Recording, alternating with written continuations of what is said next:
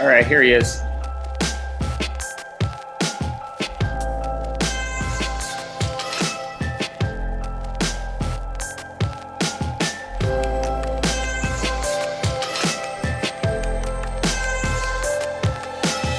The book Emotional Intelligence 2.0 and Right. gaining that changed your life. How? Yeah. So I read it back in 2020, and it was a breakthrough for me because I've never been introduced to the concept of emotional intelligence. You know, we all have been introduced to the concept of just cognitive intelligence, you know, IQ, and that idea, and, you know, that being a fixed thing. Even though I learned that IQ can improve over time as well. Growth mindset, exactly. But just like IQ can improve, emotional intelligence can improve over time. So once I became aware with the concept, I started to become more self-aware. I started to analyze how my lack of understanding my emotions was affecting the people around me. And once I became more self-aware, I was able to become more socially aware and see how other people's emotions were trickling down to, like, you know, just the energy and everything, and learning how to read nonverbal cues and stuff like that. You know what I mean? And yeah, man, it single-handedly changed my life. So now, you know, because it wasn't a requirement. It wasn't anything we were required to learn, and it's so important because we're emotional beings. And then especially as men, as black men, like, you know, we were taught not to be emotional. And the funny thing is, that makes us even more emotional because we don't realize anger is an emotion. You know what I mean? Like lashing out, rage, frustration. Absolutely. You know what I'm saying? But like that's the emotion that is acceptable from men. Yeah, but that's not acceptable. You know what I'm saying? Like that shouldn't be acceptable. Right. You know what I mean? Like, but we to be soft. And that's the thing, is like being emotionally aware has nothing to do with being soft. Right. You know what I'm saying? Right. It got nothing to do with being soft. It's like we need to change our relationship to like just the concept of emotion. Just knowing how you know what I'm saying? Feel. Like you tell a man, if you and a man is you and a black man is in a heated conversation, and you tell him he's being emotional, that might trigger him. You know what I'm saying? And with reality, he is being emotional, especially if you calm and he's screaming and boom, boom, boom. It's like, yo. But if you're like, I understand how you feel. Right. That could calm him down. It could, but you see, the thing is, and this is why it's important for everyone to be in a growth mindset. Because you see, the thing is, if I'm in a growth mindset and I approach a fixed mindset person, I'm like, okay, cool. You good the shit out of them. Like, you win. And then I'm out of there. Because my mindset is growing. I see you locked in a place. You know what I mean? Like, I'm at a point in my life where for a long time, I felt that I should, you know, try to change people or help them change. But I'm now secure more than ever that people got to want to change for themselves. The best thing I could do is lead by example if I'm going to inspire them to change. Because, you know, once you try to put that on people and stuff like that, like it's they get what's the word? You know, it causes friction sometimes, and then sometimes people are not willing to accept information from certain people. You know what I mean? It's like you could tell your homie something, but then he go and meet a stranger, and he takes the stranger advice. So wait, so how does your increasing emotional intelligence affect your emceeing? That's a good question. I feel like it's evident in the music, you know, especially on my song Show Me on the new album. I feel like that song was definitely a showcase of my growth with emotional intelligence. Like, you know, I'm speaking from the perspective of speaking to a young lady who I've been dealing with, but, you know, we've had an off period, and now we're trying to find some reconciliation, but we're also I'm trying to be transparent. I'm trying to be honest with her, you know what I'm saying? And my approach in getting her to open up was super gentle, and it had to be gentle because a lot of the times in relationships, you know, women don't want to tell men the truth because women don't really know men to be emotionally sound. Totally. Or stable. Totally. You know what I'm saying? And then also, women be scared. Yeah. You know what I mean? You don't know how a dude might lash out. You feel me? Like, especially if you don't have that high emotional intelligence connection with that person. So, what we got to do is, like, if you want to get a person to open up, you got to provide a safe space. You know what I'm saying? And you got to provide a safe space in the perspective of you understanding, you know what I'm saying, whatever it is that person decided to do was what they wanted to do and not necessarily something that they did to you. Yeah.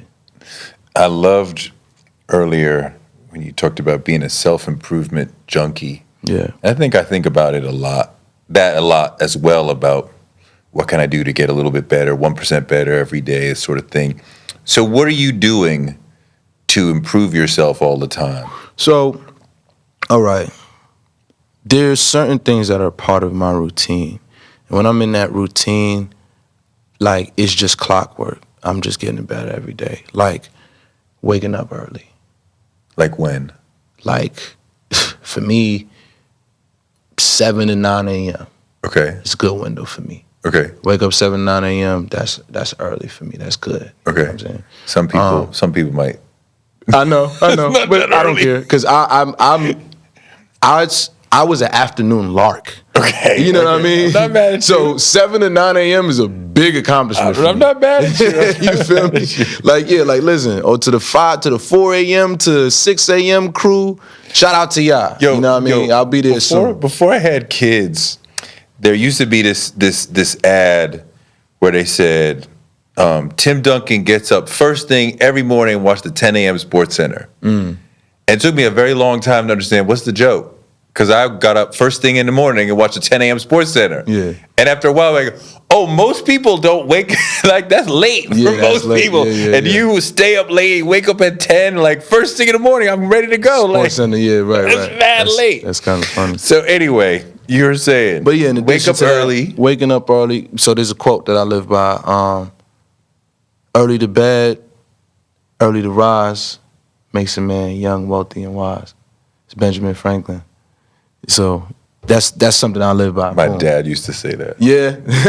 Well, I got dad vibes, bro. I'm dad vibes. I came in on the So dad vibes. you wake up early and then what? Prayer and affirmation, meditation, prayer and meditation. You know. Wait, what religion are you? So I don't have a religion. Okay. I'm non-denomination. Okay.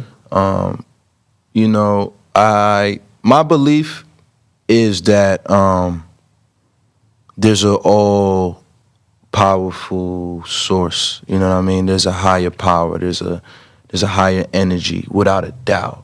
You know what I mean? I don't think it could be personified.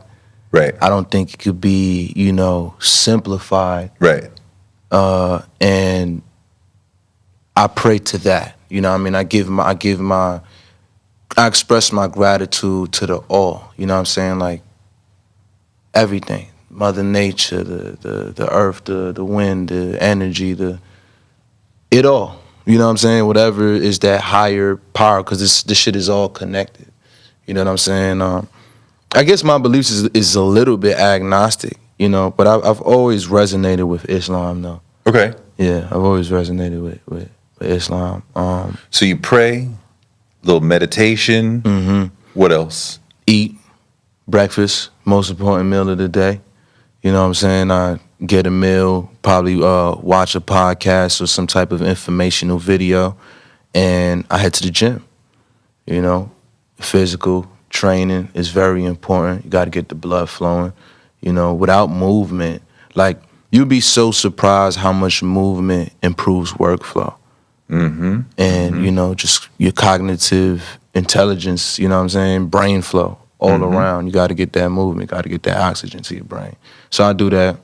Also, I want to stay in shape. I want to stay healthy. I want to be best shape of my life. So those three things alone is always bringing me to a state of improvement, right? I'm the 7 to 9 a.m. club. So I still got room to improve to 5 a.m. I mean, you don't have to get up at 5. You probably in the studio late. I mean, sometimes, but I prefer not to be. I actually prefer to go to the studio early. Like when? Like 2 p.m. Is it even open at 2 p.m.? Yeah. I only know the studio to exist at midnight. Late night, right? Right. Yeah. Now, I actually really hate late night sessions because I feel like by then it's like I done put my brain through so much. It's fog. It's like Right. I'm more prone to like be forcing shit. Right. You know what I mean? Like I'd rather go in with fresher energy, ready to stay in there all day. Because when I'm in there at 1 a.m., I'm like, okay, I gotta leave soon. That's what I'm thinking about. I'm like, but if I'm in there at 2 p.m., I'm not even thinking about time. Yeah, it's like, I'm not even thinking about time. So, reading is another thing. Come back from the gym, read a book, you know, knowledge, you gotta keep. What are some of the books that have really, you talked about emotional intelligence, what are some of the other books? Emotional Intelligence 2.0, The Power of Your Subconscious Mind by Joseph Murray, 48 Laws of Power, Robert Greene. Hell yeah. I like The Subtle Art of Not Giving a Fuck, Mark Manson. I got that book. Yeah, that was a good one. The Ways of the Superior Man, David Dida. Contagious by Jonah Berger. Have you ever read one of his books? I don't think I have. I know who that is, but I don't think I've read him yet. I think you will really enjoy it. Like, he's like a marketing and sales guy, but he speaks on the psychology of it. Okay. You know, and it's really cool information. You know, what I mean? It works for people like us who got brands, and you know what I'm saying. It's dope. But yeah, that's just a few to name. You know what I'm saying. But I'm a big reader. Right now. Am I reading something right now? Well, I'm about to start reading Atomic Habits. Oh, my wife just gave me that. Really? Like, yeah, it's just sitting on my desk. Like, she just gave me that. Like a couple, like, was it Father's Day, I guess, just passed? Oh, yeah. Mm-hmm. Yeah, that's deep. Yeah, I've been putting it off for like too long. Yo, have you read Sapiens? Yo, I got that. I have not gotten to it yet. Yo, it's like this fucking big. But it's like, here's the history of the world. Sapiens, is that Robert Greene? No, Yuval Harari. Oh, okay. It's just here's the history of the civilized world. You know, part of what he talks about, like, wheat civilized us, so it changed our society. And he's like, not for the better, but you know, like, here's basically the reason why society is arranged the way it is. It's like, you know, the entire history of the world in 300 pages. Like, wow, what? And his second book is here's the future of the world, Homo Deus. Here's, you know, and he's like, in like 100 years, because like humans are the dominant thing on the planet. Within 100 years, computers, AI will be dominant above us. Which doesn't mean like the president will be a computer, but like they will be so smart that they'll be running things beyond what we can conceive of. Right. Which is crazy. Crazy. It's crazy. It's insane. But I mean, I see it. I totally see it.